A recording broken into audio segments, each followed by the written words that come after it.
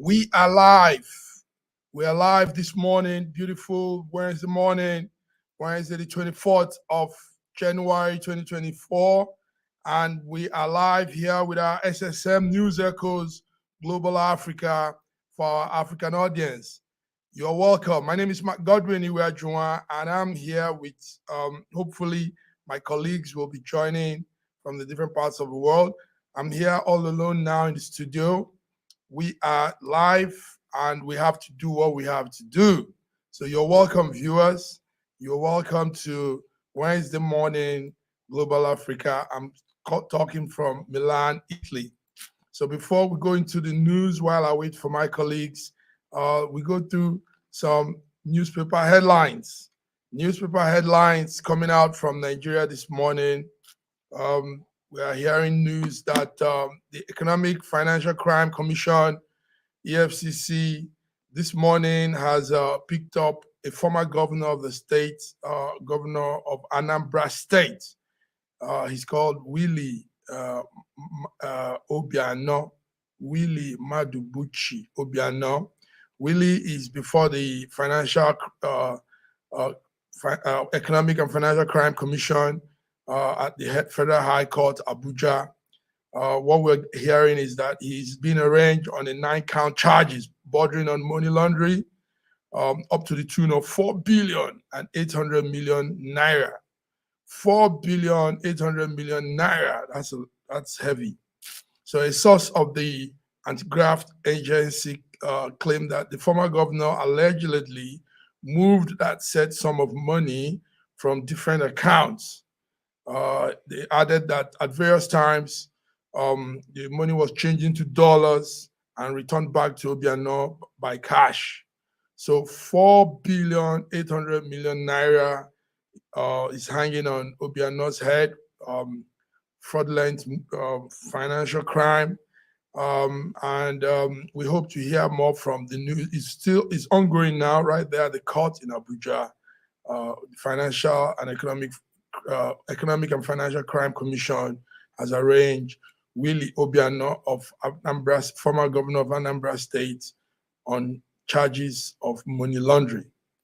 So yes, more in the news as well. Following the modern news, there is this ongoing saga in Nigeria, and some people are putting their own views into it. And that is the relocation of the CBN quarters, the Central Bank of Nigeria, where money issues are handled, the body that covers our financial transaction. It has been situated in Abuja for some time now, but presently there's a plan by the present-day government, Bola Tinubu's government, to take some units of the CBN bank back to Lagos State. Some people are saying it will have some political consequence. Others are saying it's good so that activities are not clustered and jammed into one place. So the central bank is taking some part of its units to Lagos. The central bank has always been in Lagos before Abuja came up anyway. So, but they are going back, and some senators are against the decision. Some senators say, no, this will have some political consequence, some implications. So it's ongoing. We are watching what could happen. But what we know about now is some units have been transferred, some staff members have been moved, items and materials have been taken from one point of Abuja to Lagos State, Nigeria. So we're following that now. Also, in the headline news, we're looking is the story of American United States Secretary of State, Antony Blinken. Antony Blinken is right now in Abuja for a meeting with our President Bola Ahmed Tinubu. And Antony Blinken came in last night. Before I continue with the news, let me bring in our coordinator in Lagos that will give us more on the Antony Blinken story. BD Nana, you're welcome. You are Thank you welcome. very much, Massive Man, for having me. Good morning, our viewers all around the world. Thanks for joining us today. Thank you, BD. At the point, I was wondering if situations cut you up there. So it's good to see you. Yeah, it's good to see you. So we're running through some news headlines, making round in Lagos, Nigeria, all over Africa also. And I just talked about I don't know what you have on that. The Economic and Financial Crime Commission, EFCC, is presently holding on to former Anambra State Governor Willie Madubuchi Obiano. He's been held on a 4,800,000,000 charges of laundering. Do you have the story? We know he's there right now, about now, and facing all the charges. What do you have on that, BD? Winnie Obiano, Mm-hmm. I don't actually have the full story on that, so I might not be able to give you the full details of that because they've not really given us a full detail on why. Let me not say what I don't know. I don't have a full story on that. Okay. After now, you be on the lookout. Stay alert. Stay on the grind, and let's know what's going on because it's a serious one. 4 billion naira, 800 million. The charges are that he converted them into dollars, returned them into cash, and put in his accounts, different accounts. So, and this is while he was governor of the state. So that's a serious one for him anyway. Also, maybe you can give us an update on this. Location of Central Bank of Nigeria, some units, some arms of the central bank is being relocated back to Lagos. And but some senators are complaining. Some senators say it will have some political consequence. What do you have on that, BD? Are you full? You see, what is happening actually in Nigeria now is what I call it's always been there, but we kind of pretend as if we don't know. You know, Okay. what this thing shows you now. I'm a Nigerian. I'm based in Lagos. Mm-hmm. Human beings naturally are selfish. Do you understand? If I want to speak in the area of being a selfish human being, I'll tell you, oh, I like it because it's going to bring money or development in Lagos State. But that's not what we want as a Nigerian. What that shows is that we have never had one Nigeria in Nigeria. That's what that speaks. There's nothing like one Nigeria because you find out what is happening in Nigeria is that anybody that has an opportunity in Nigeria to lead in whatever level they are leading, they tend to focus on their tribe, their ethnicity, and their religion. And you tell us we are one Nigeria. There's nothing one about us. Do you understand? If you look at our attitude, our behavior towards the entity called Nigeria, you cannot see anything one about us. So the thing is this: the CBN and the federal government said they are relocating some parts of CBN back to Lagos. And this part they are relocating to Lagos is actually the main CBN. It's actually the financial aspect of CBN. They are relocating it to Lagos. And not just that, fund headquarters has been relocated too. And fund headquarters has been relocated to Lagos. Now, the Northern Arewa youths and the Northern elders, and they've condemned it totally. They said they don't want this, that it can happen.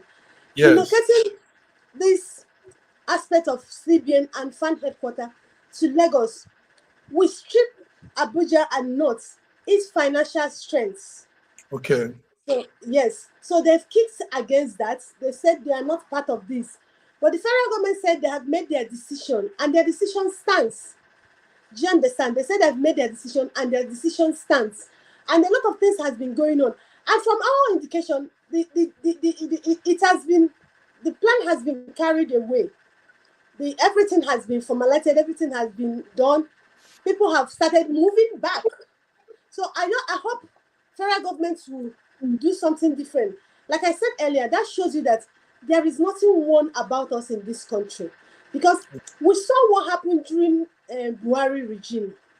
When So what? Buhari, yeah, kept his appointment one-sided. That's Do you it. understand? Yes, his appointment was actually one-sided. So Mhm. Tinubu coming, a lot of people were thinking that he's going to be a true Nigerian, normalize things, do it like a Nigerian. But he's still doing the same thing Buhari did. His appointment, if you look at it over a few months now, it has been one-sided. So it's now a survivor of the fittest. Just try what you can do to get there. When you get there, favor your people, favor your ethnicity, favor your religion. Unfortunately, you remember when Tinubu came to power, we Mhm. were crying about this Muslim tickets, and the Yeah, Muslims said it has nothing to do with, you know, religion, that they should allow them go. Now that's correct. it's so funny that the Muslims are the one crying more now. It appears that what they intended, what they planned, is not Mm. favoring them. So it comes down to that thing I said. It's all about the religion. It's not about the ethnicity. Ethnicity. So it's like I said earlier. It shows that we don't. There's nothing like one Nigeria here. We're just pretending and deceiving ourselves. If we can tell It, ourselves the truth. it's sad. It's sad, and it's from the root. You know, this whole problem goes down from the grass, from the root, and it keeps blowing up more and more. Tinubu might say the Southeast didn't support him. The Southeast weren't there for him during the campaign. They even didn't vote for him.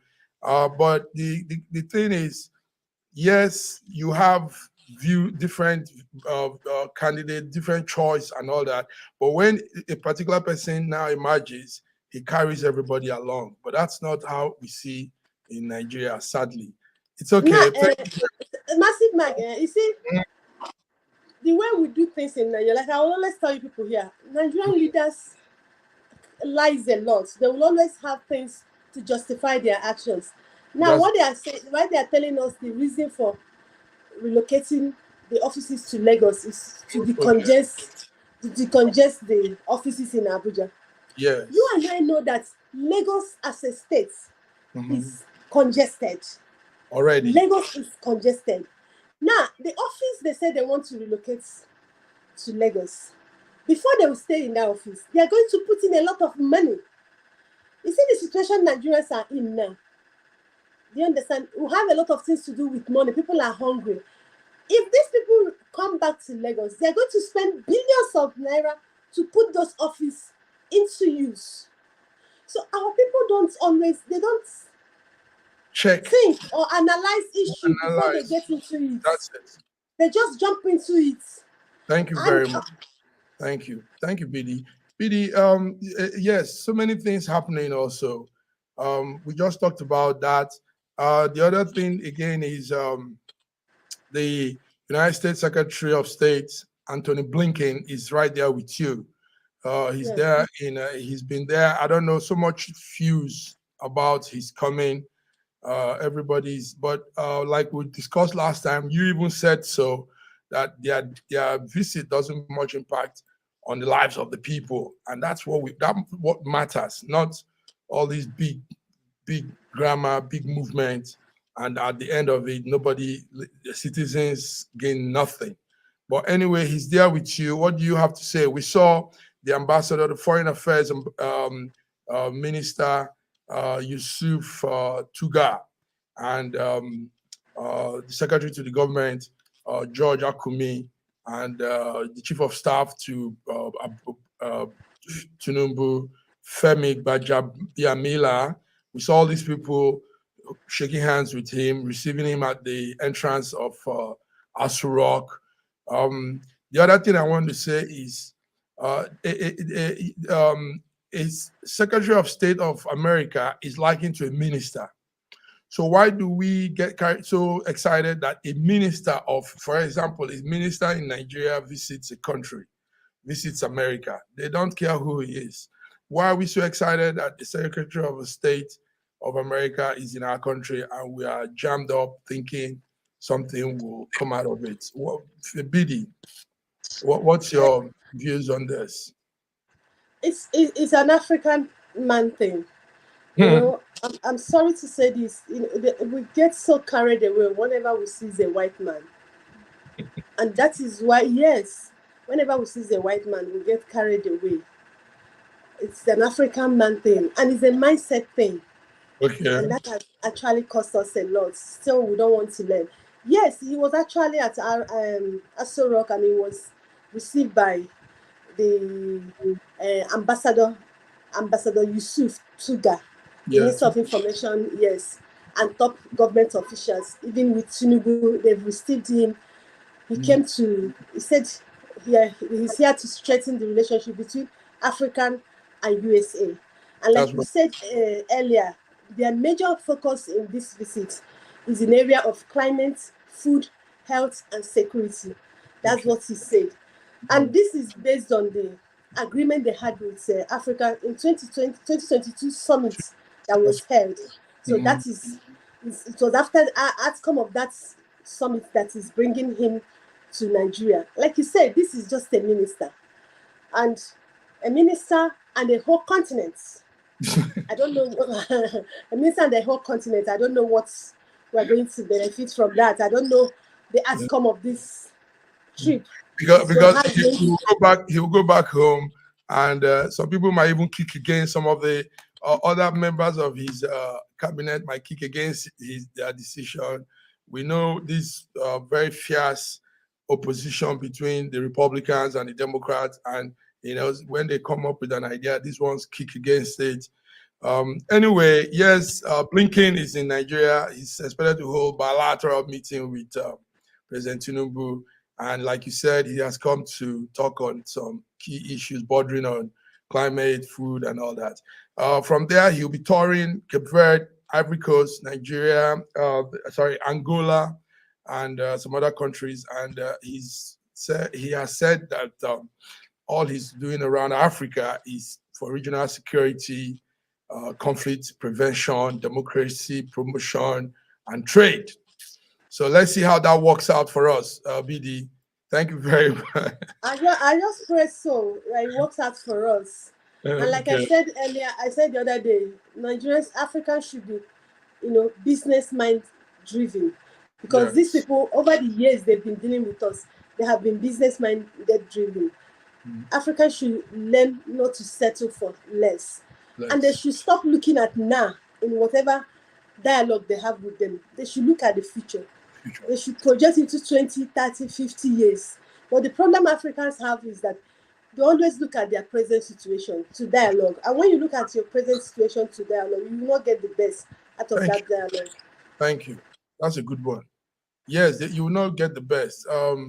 Looking at the future. Yes, BD, let's go into something that stirred up my emotions when I saw it. I don't know if you're following that.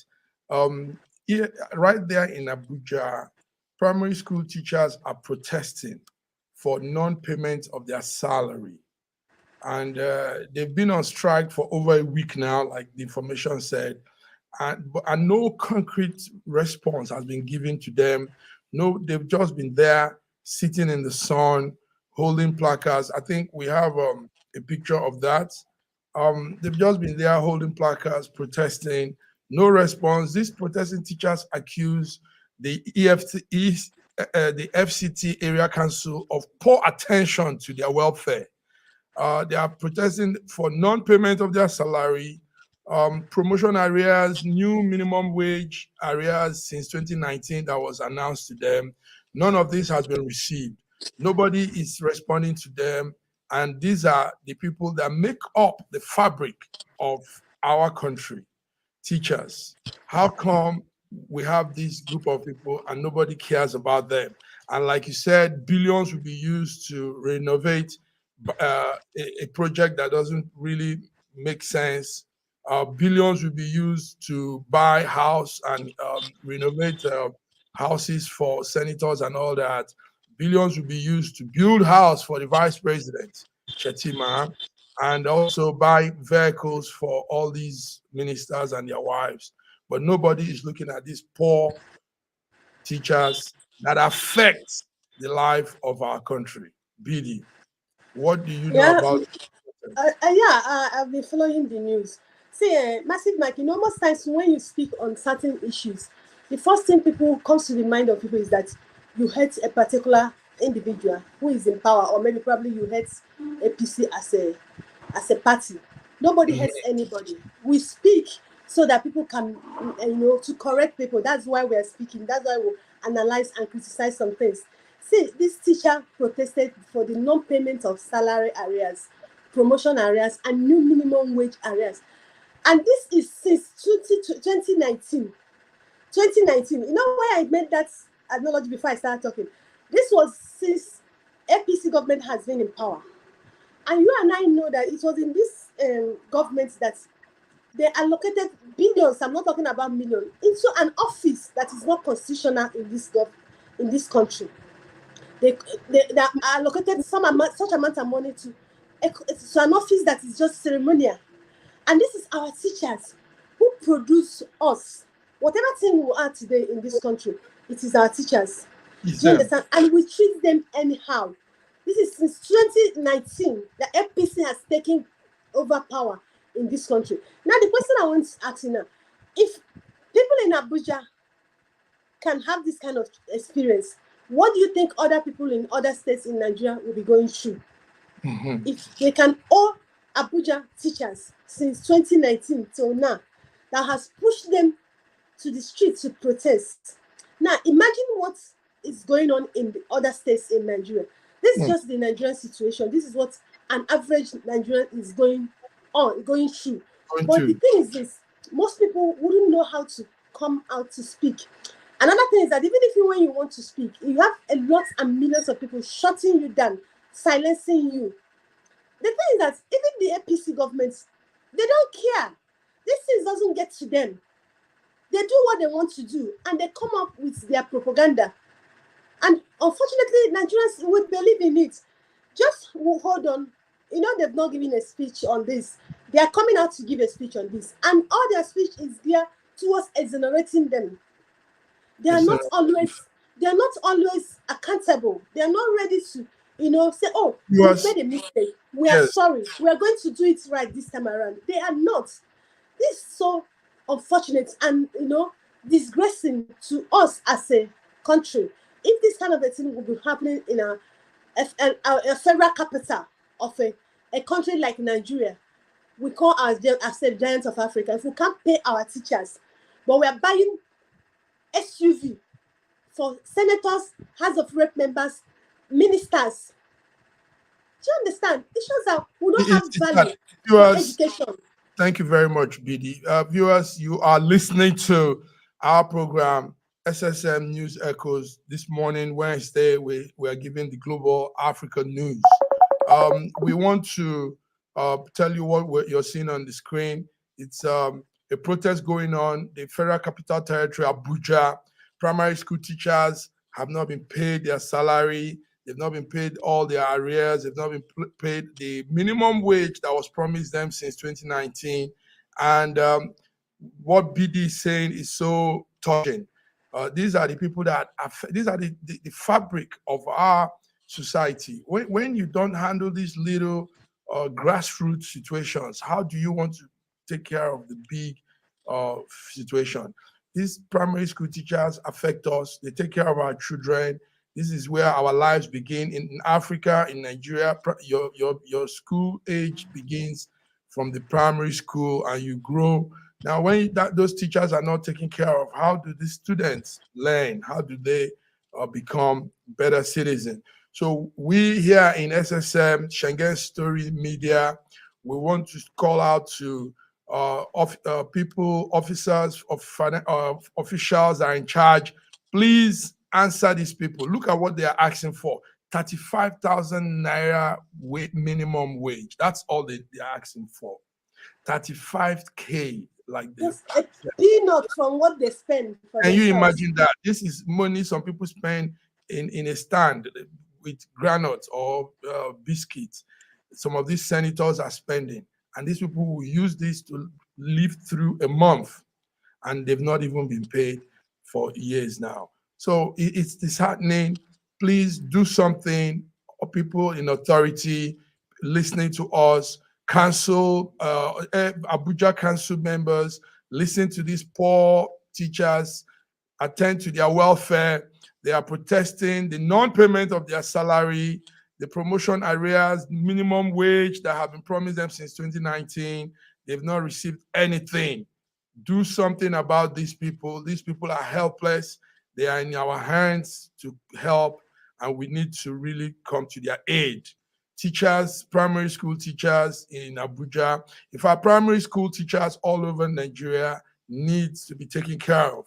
That's the grassroots of life for a lot of people. That's the beginning of education for many of us. So thank you, BD. We hope our message will be sent out there. Thank you, BD. Yesterday, I saw that I was going through the news on Monday. It touched me. I said, why this? Anyway, BD, let's go on a small break. We're coming back. Major discussions are on. Thank you for coming. Viewers, you are tuned in to SSM News Echo Wednesday morning here in Milan, and there in Lagos, Nigeria is BD. We'll be back with you. Hang on. Let's take some break from our sponsors. Thank you.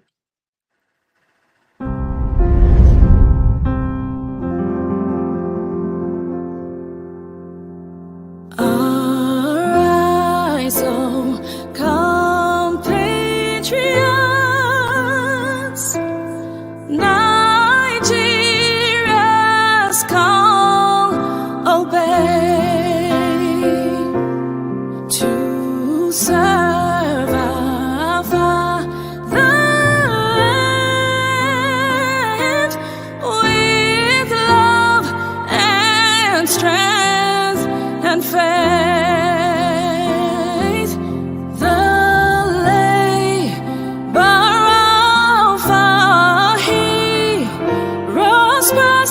Shall never be in vain, to serve with heart and might, one nation bound in freedom, peace and unity.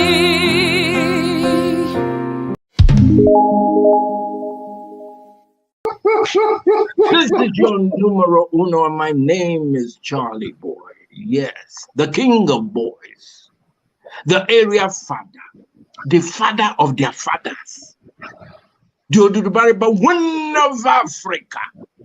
Yes, the president of all frustrated Nigeria. You see, when you go on this Schengen team with these boys, you go get the real information. No be yawa yawa. Because me, I am authenticating this platform, because now where we go get the correct information. If you are not here, then you're a mumu. I beg, can I put it there?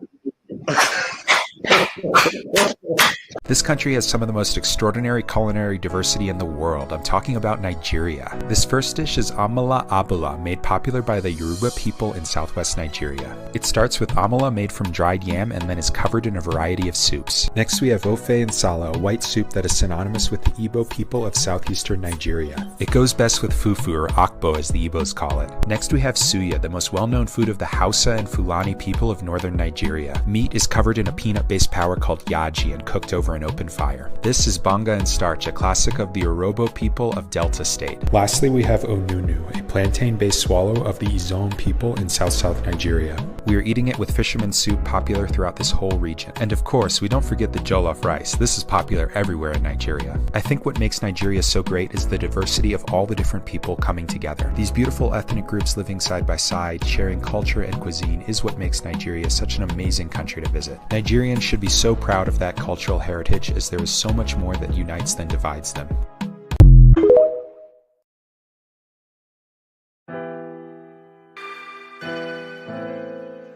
Schengen Story magazine is an African international bi-monthly magazine based in Milan, Italy, and founded in 2016. The publication focuses on personalities, fashion, style, entrepreneurship, and culture for Africans. There are articles on food, movies, fitness, music, travel, sports, technology, and books are also featured. Our lives full of best stories. A lot can happen in a month. Expand your mind, change your world. Get Schengen Story magazine's full editions. Celebrating Africans make an impact. Read better. The Inside Story. Your fashion magazine for a better lifestyle. Inspiring stories for you. Your monthly dose of entertainment. A better mind keeping you updated. Hashtag Schengen Story Magazine. Get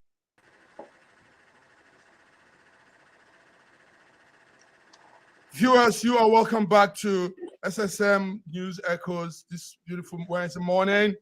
Joining us as we come back to the second section is our man, coordinator in Toronto, Canada, George Chukwu. How are you?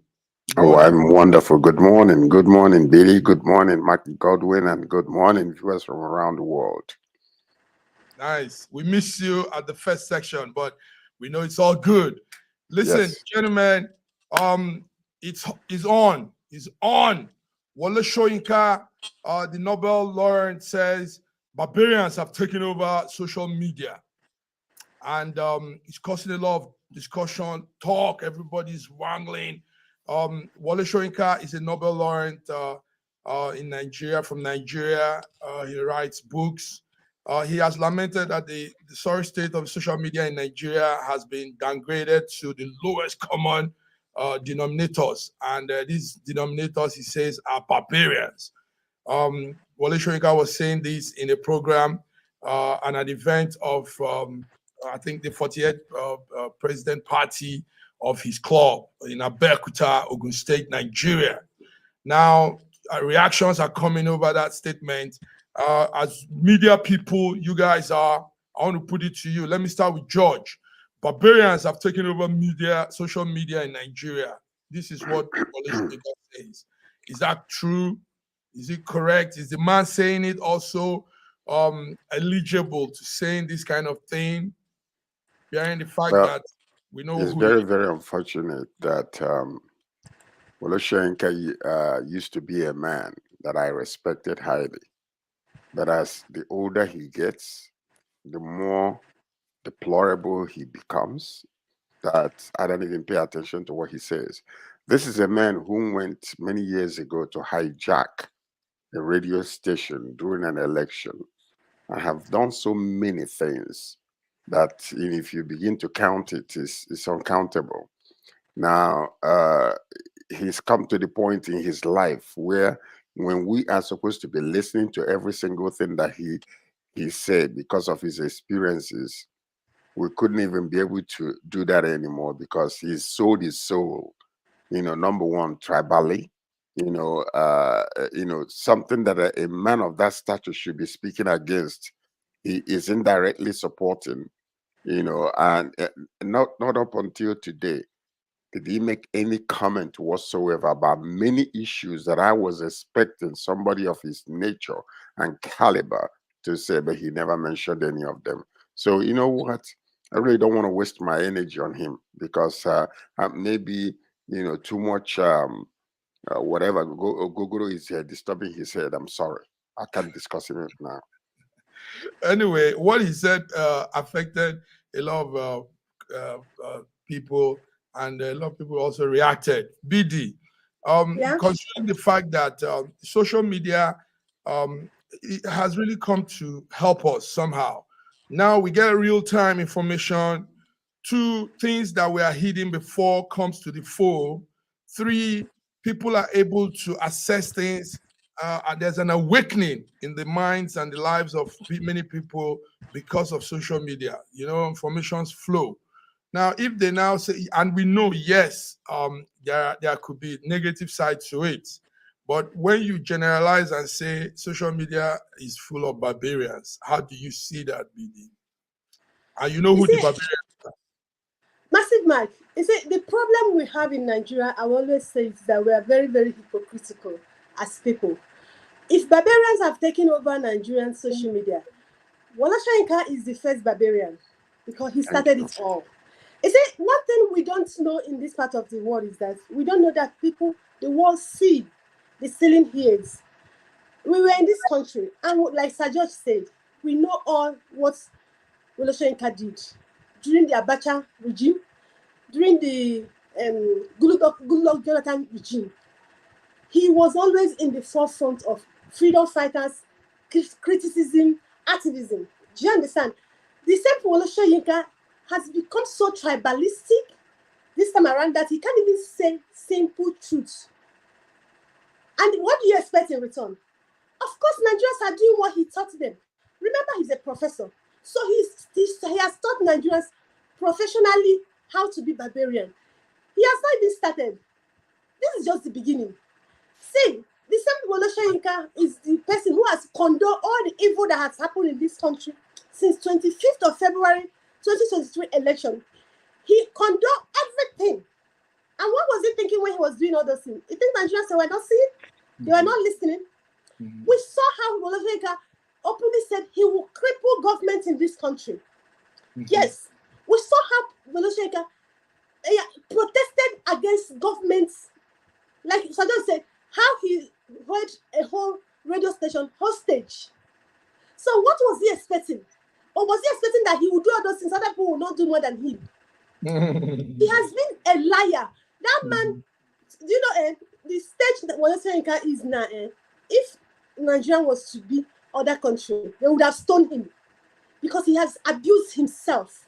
He has not stand what he represents. He has messed up his integrity, his self, and the professorship that was bestowed on him. So he doesn't even have rights. He doesn't have the legitimate right to abuse or call any Nigerian person a name because he started it. So legally, he doesn't have the right to say what he said. BD hit this one. No, BD, this one is hammerhead of strong talk. But you know, when you really think about it, Massive Mark, when you really think about it, it's very, very disturbing that a man that we consider to be an international, well-recognized individual who is supposed to be an ambassador of wisdom has sold his soul to the point of being so he's talking about a barbaric attitude. Look at him, simply because what's his name, the current president, rescued him or maybe gave him bread and water when he was suffering, and that will stop him from speaking the truth. I mean, when you go down the road and see the kind of attitude he's embraced at this elderly age, look at how highly respectable somebody like Obasanjo is today. Obasanjo does not fear anybody. He speaks the truth like he's supposed to be, and he stays right in the middle. Whether he's a Yoruba or whatever, it doesn't really matter. But this individual, I've lost complete and absolute respect for him. I met him here in Toronto when he came here, a while ago. That was when I had respect for him because he was well balanced. But right now, I think he's lost his bunkers. He doesn't have it anymore, unfortunately. Oh, no respect. If you're hearing us, this is what we have said from our network here, that you do not have the right to call anybody barbarian. You have not exhibited, you've not displayed better character even. You've not said truth to matters. So, in fact, we say that you are probably the head of the barbarians, if there are barbarians. Right. We said that, and I support it. Thank you very much, gentlemen. Let's move on. Please, I like us to finish what we have here. Yesterday, there was two sides to the discussion. Some people said they've arrested the Métis Allah president. Some people said they've not arrested the Métis Allah president. Before we come into the Métis Allah thing, BD, why is Nigerian press, why is Nigerian media, why are they not stable? Why do they fabricate news? Why our news not stable? Why do we have two news at the same time? They've arrested this man. We see that happening in most cases. BD, can you help us? Why do we have that situation in Nigerian media space? It's the government. In Nigeria, the real people that control news in Nigeria is the government. Yes, we have NBC and we have NAN. If you're a media person, you are expected that you get your news from these people. NAN, they will write and syndicate. And what are they writing? They're writing what government wants. Do you understand? So most times, if you want to get real news in Nigeria, go to locals. Those people who are not dependent on NAN or NBC or NCA. Those people names I called now, they are government's own establishments. Government pay them and government controls them. Nigerian governments will hold a meeting and they'll tell the medias, this is where you should be reporting your news. This is where you should be reporting your news. You all were here during the Buhari administration. That press conference was held in Kano. My colleague were there and they told them how to report Boko Haram and kidnapping in the north. And that was when they came to tell us that Boko Haram has been defeated. Yeah, that was out of the meeting the Nigerian government had with the media. So Nigerian media are really handicapped. I feel for everybody who is practicing journalism and want to be professional in Nigeria, it's not easy. If you want to do the news the way you were taught in school and the way you know, you have issue with Nigerian government. It's a Nigerian government controls the news. Thank you very much. Okay, BD, this is a very good thing you've just done. And I'm happy a lot of people are hearing you say this. So we have that confusion in our news space. This news will come, another one will come. Everybody, you'll be caught in the middle and wonder what is happening. And now BD has put that to light. The Nigerian media space has two fractions, those that are sponsored by the federal government and the local news providers. But it's sad that our government will keep lying over little things, some things that they shouldn't even lie about. George, how do you see this? I mean, why can't we have stable news? I mean, what's there if something happens and they say it as it is? What's the consequence of saying it as it is? Because in the past, they used to be able to control everything. Mhm. People did not have the ability or the technological know-how to come out and say things like they are supposed to be.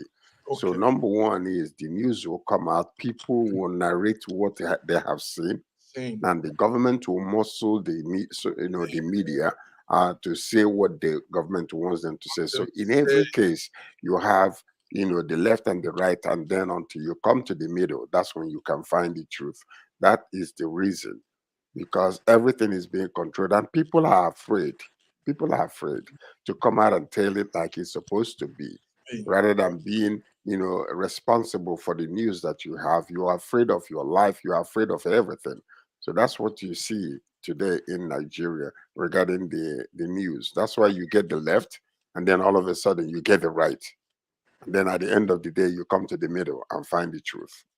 It's very unfortunate. Well, it's hard to come to the middle because days fly. That thing has happened and It's forgotten. And that's the reason why they do it. Okay. They will send people to go and report otherwise from the truth that is happening, and then allow it to fester. So you decide whether you're going to be like a schizophrenia, turning left and turning right. You don't know which way to go.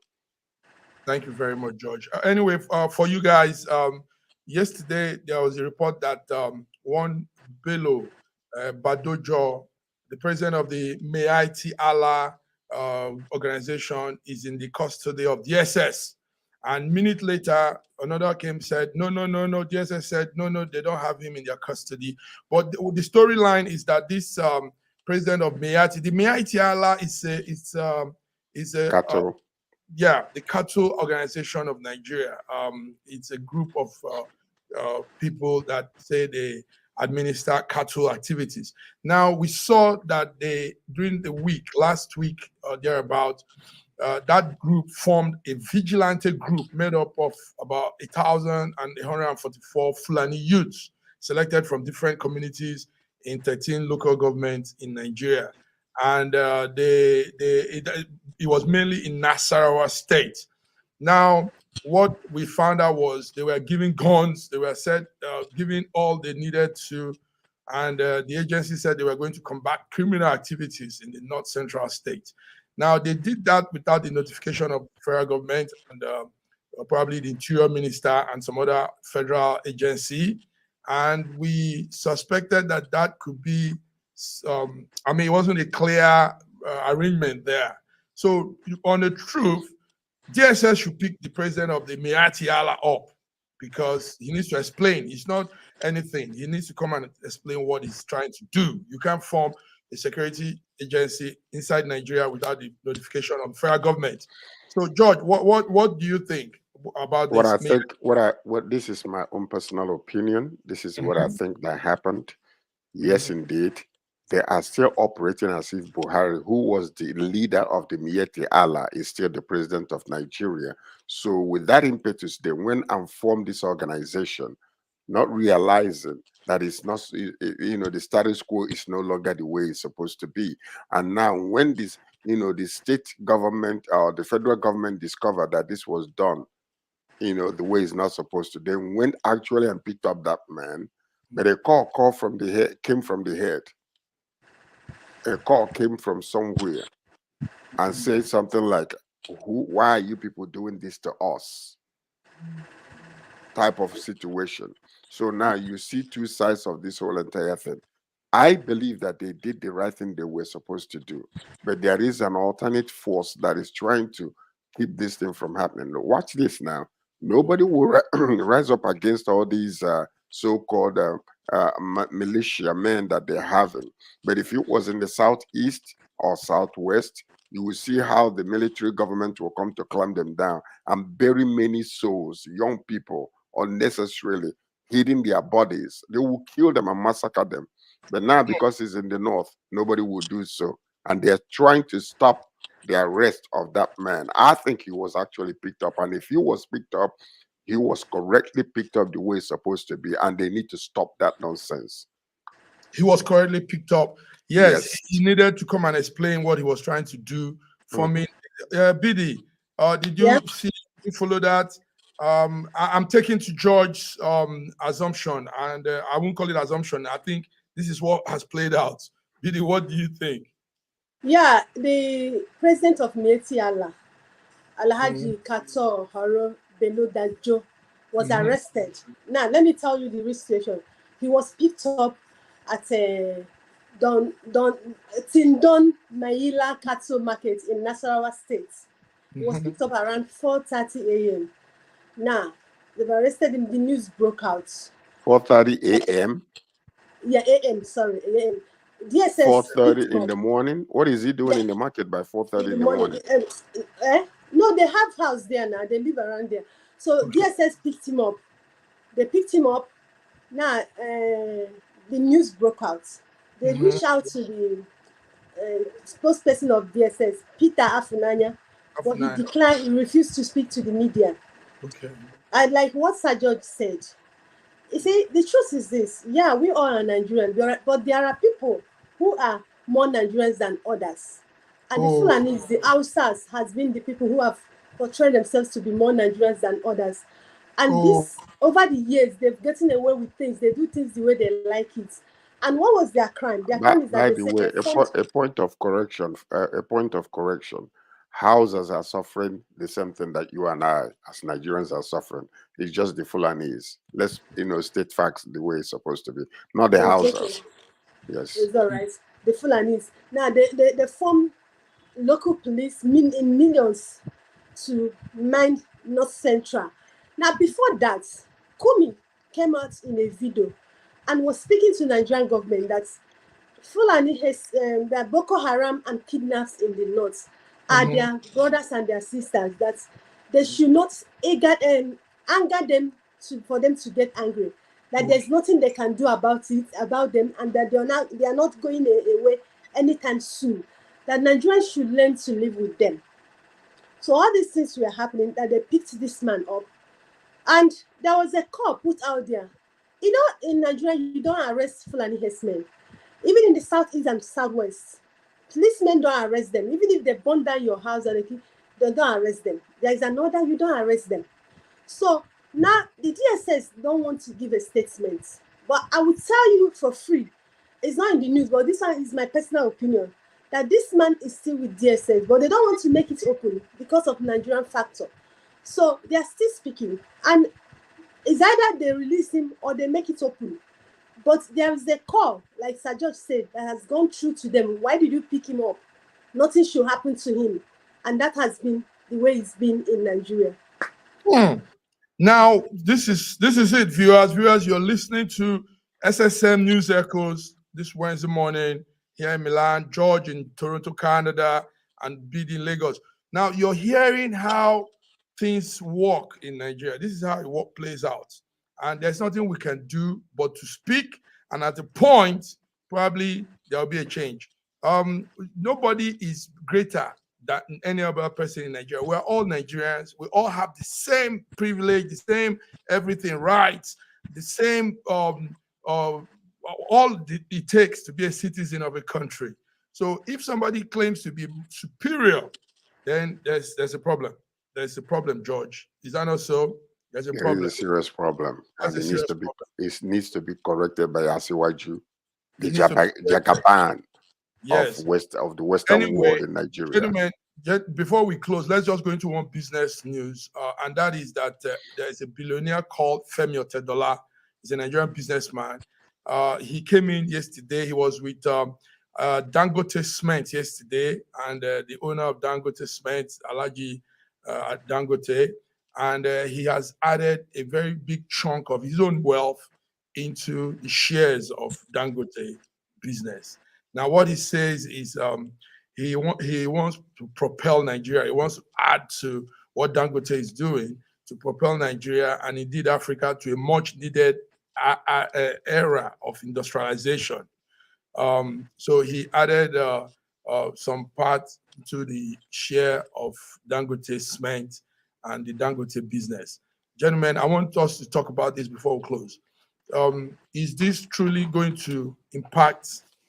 Is it going to help building construction, cement become cheap?